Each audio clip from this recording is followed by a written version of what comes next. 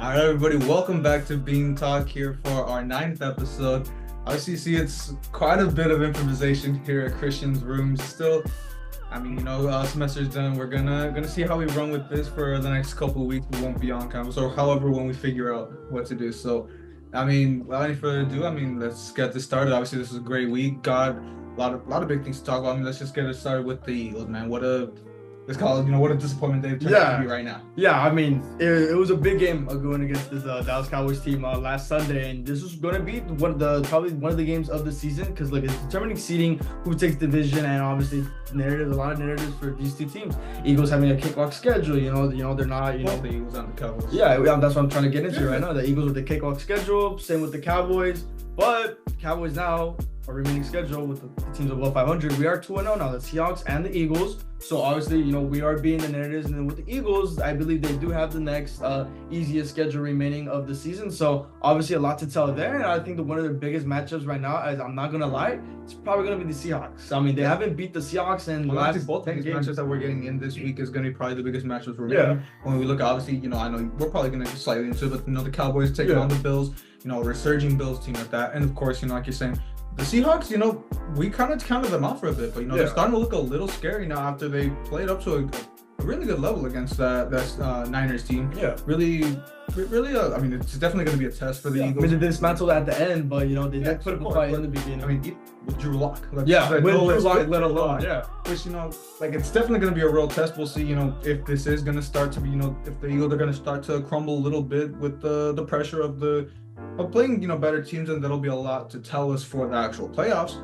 But this all tells, maybe, this was just a little slump. We know last season they did go through this slump that, sure Jalen Hurts was hurt for a big part of that, but the loss to the Saints, and it was a pretty big telling one, but a time that they played down to Davis Webb and the Giants caliber in a week 16 game, week 7, week 18, around there at the end when everyone was resting, they struggled. So we'll have to wait and see. Obviously, they definitely repaired it by the playoffs. Obviously, made that run to the Super Bowl.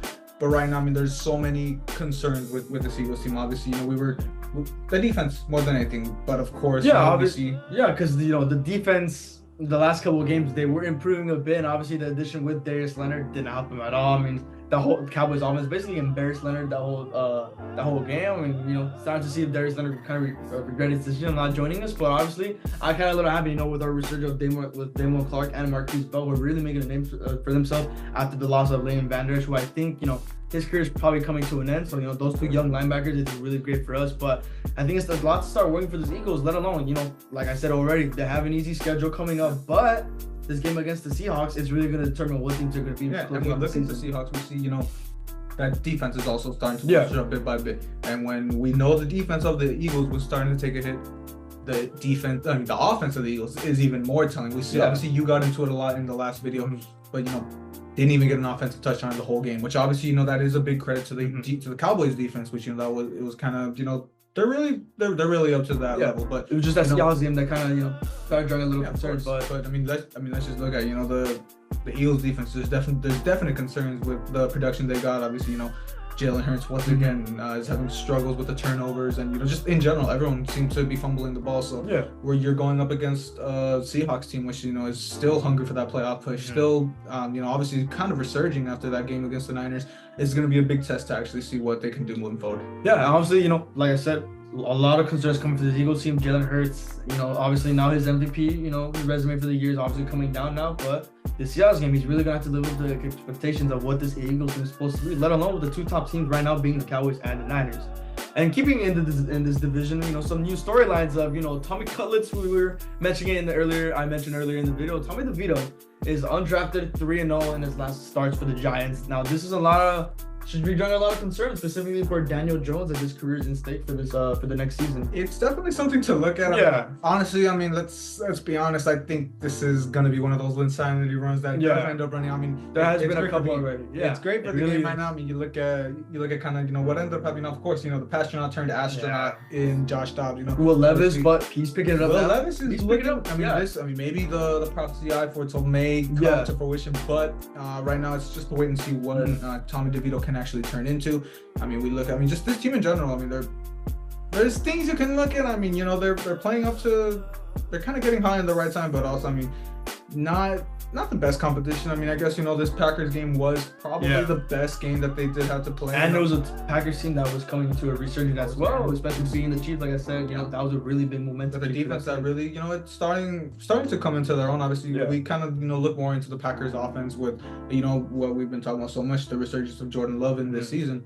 But I mean, regardless, those wins that the Giants have gotten don't really pop out at you, and I think it's probably not really going to be much at the end of the day. I mean, regardless, the signing of Daniel Jones was just an absolute disaster. There's just there's no excusing that. That was just and looking at these 3 games, I mean, really, like, they haven't played anyone at that level yet. So I mean, sure, you can make that argument where like these 3 teams that they played, they're not really up there yet, let alone the Packers, who have started to come in their own group. But I mean, no one really expected this undrafted guy to pull it with 3 wins, let alone with the team that's surrounded with this Giants team. I mean, another narrative you can put. I mean, Daniel Jones, he wasn't able to do that when he was injured, and obviously Jalen Hyatt, which was a guy that coming from Tennessee that I was kind of high on.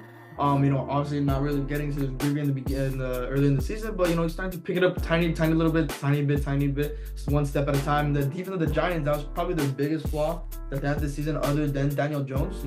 These 3 games they've been picking it up and it's been looking really well. But obviously, if it's a potential to be another insanity run for Tommy DeVito, if that's the case, it could be. But finishing up the season, who knows if they could possibly sneak into the 7th seed. A lot of teams that's not going to happen. Let's just be honest with it. If it could, there'll be a great story. But let's just be honest there. But I mean, look, I think a big thing which a lot of people, I mean, the narrative has been what happens if DeVito does turn. I mean, let's keep playoffs out of the picture. But what if they end up I mean, let's say he goes like 5-1 to finish the season, some shit like that. But I mean, at the end of the day, I really doubt the Giants are even going to consider anything. I mean, you just paid $40 million to Daniel Jones. As stupid as it's going to be, they're not going to just give up on him. I mean, and he could have a resurgence. We've seen quarterbacks all the time have resurgences, but they're definitely going to stick it out with Daniel Jones. I would say for the next 2 years, that's definitely going to be something for people to look forward to, which, unfortunately for Giants fans, unless he comes into a big resurgence, it's going to be a long couple seasons coming forward to see. But it is going to be a very huge decision by that Giants front office. Because I really doubt, I mean, we see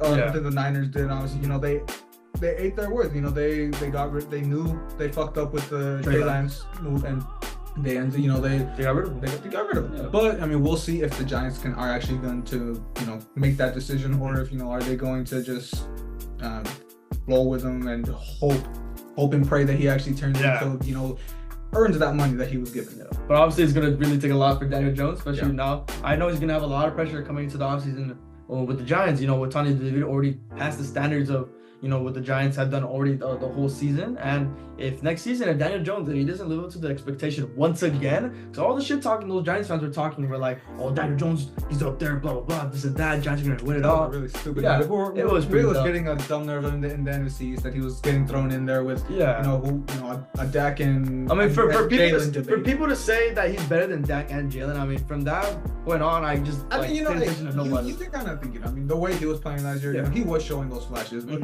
at the end of the day, it was just flashes. Yeah. But of course, let's move it into someone else that, this is still a completely different level, but let's look at Patrick Mahomes and the Chiefs. They're also really, they started to fall off. They're looking to, I mean, they've just really been disappointed the past couple weeks. Obviously, we talked about, forget just the play, the disappointing behavior as a whole that they've been showing. I mean, just everyone, not only Mahomes, Andy Reid, which that was the biggest surprise. I've never really complained about rest. Yeah, I never really expected Andy Reid to be one of those guys in the league, let alone as a head coach, to be one of them to actually complain about it. I always saw Andy Reid as, kick back, not so laid back. He would have, his little outbursts here and there, but I would never see him, be childish, get into with the media. He would never, he never be that guy.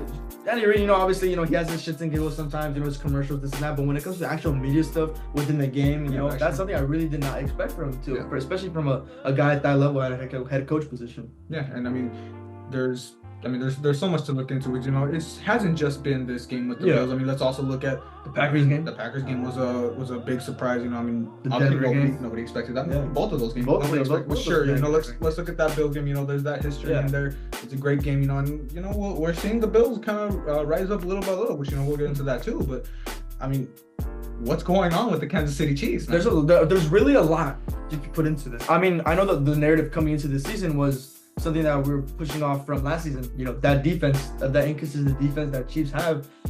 The defense really, in all honesty, the defense is actually picking it up. Yeah, that's the real narrative that you know people forget. Well, not people forget. They're bringing it back. That it was thought to be a narrative last season. Now it's really becoming a narrative. Without Tyreek Hill, now it's finally showing. Which, you know, last year they made up for. You know, they had some loose ends with Juju Smith-Schuster and other guys, but right now, I mean, was Juju actually holding this wide receiver room together? If we're really thinking about it, I mean, you know, he's no star, but you know, he was holding it down to a certain level with, you know, actually, you know, being a solid enough target for Mahomes. Because now we see, you know, guys like Marquez Valdes-Scantling, and he's not really living sure the hype that you sort of hyped up at the start, and Sky Moore obviously now not really becoming it. Which let's hold off on Rashee Rice. He is starting to look like I've been high on Rashee Rice since the beginning of the season, and he was gonna make a resurgence. And he is, I mean, in my opinion, gonna turn into that number one receiver for them little by little, especially, you know, once he gets this offseason to really build into. You know, honestly, I don't think the Chiefs are gonna be up there. I mean, they're probably gonna miss the AFC Championship in my opinion right now.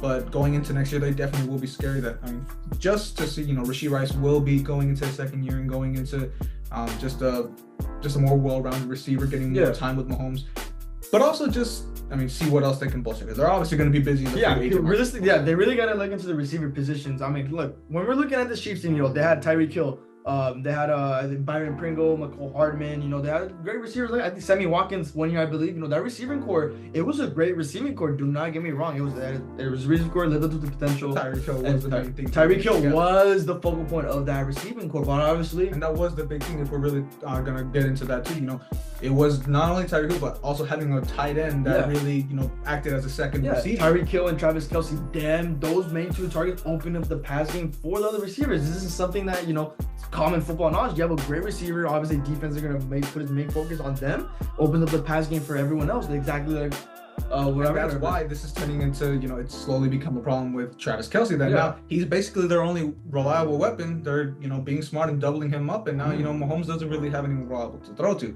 Which also, you know, you think about, you know, okay, the receiving game has been struggling. How about the pass game? Pacheco has kind of, you know, picked it up, and he's been a solid piece. But at the end of the day, you know, I mean, listen, throughout this dynasty, the Chiefs really haven't had that solid run game. I mean, sure, Pacheco slowly, but I mean, there was a little glimpse of Clyde Edwards-Helaire one season, but it wasn't like up there. It wasn't something like, oh, he's gonna be there. Like he was serviceable. It's probably it's just a personal thing. But when I got him in fantasy last season, and he was so mediocre. I feel that I lost my. I mean, sure, you know, you can always see him, you know, bouncing back in the future, but I'm really not too high on Clyde Edwards-Helaire. He's probably gonna be off the team by next season. Because Pacheco, he already has that spot on lock. And, you know, it's obviously, you know, you always see, you know, a late round tight end.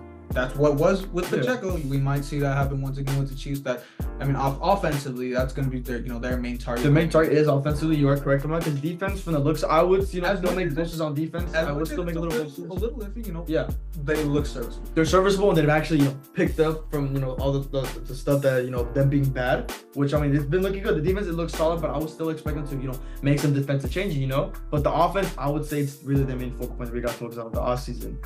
And now keeping it in the AFC, let's talk about the hierarchy of the AFC. I mean, biggest thing of recent time is there is for that wild card. The wild card spot. There's 6, 7. I mean, there's 6 teams that are currently 7. Yeah, so I believe it's the Steelers, the Colts, Texans, Broncos, and I believe the Cincinnati Bengals and the Bills. So 6 teams out of 7. Starting to disregard the Buffalo Bills little by little, but obviously, you know, this win over the Chiefs kind of, you know, just you know, it shoots them right back into that conversation. This Bills team, I mean, realistically, they should really have a losing record. Obviously, another hypothetical what-if situation, blah, blah. There could really be a losing record right now, but obviously, discredit all of that. They're really picking it up once again, and it's really looking good for the Chiefs. And that, I mean, the Bills team, the win against the Chiefs, that was another example of a team with a huge momentum change against a Chiefs team that's, you know, supposed to be up there. I mean, sure, maybe not even with a well. I mean, with a loss this week against the Cowboys, they'll be back to 500. It's going to be hard to see, but the way they play this week against the Cowboys is going to tell us a lot about where they are going. I mean, let alone my Cowboys too, but still, a win this week, they're, in my opinion, they will definitely be locked. So they're probably, if they beat the Cowboys, they're probably winning out. Yeah. Let's be honest here. You see, I mean, it was a loss to the Eagles, but a damn good game that they played. Could say that they got hold on a couple calls going into overtime, but the Bills are definitely going to be, I mean, a good performance this week will definitely shoot them back up into the playoff picture. I mean, we see a lot of teams here that are, I mean, the teams that are 6-7 right now. The Steelers and the Colts. 7-6. 7-6, same thing. But same thing. Yeah, sure, I guess, yeah, whatever. But, I mean, we look at these two teams, and I mean, they're probably out of it. Let's just be honest.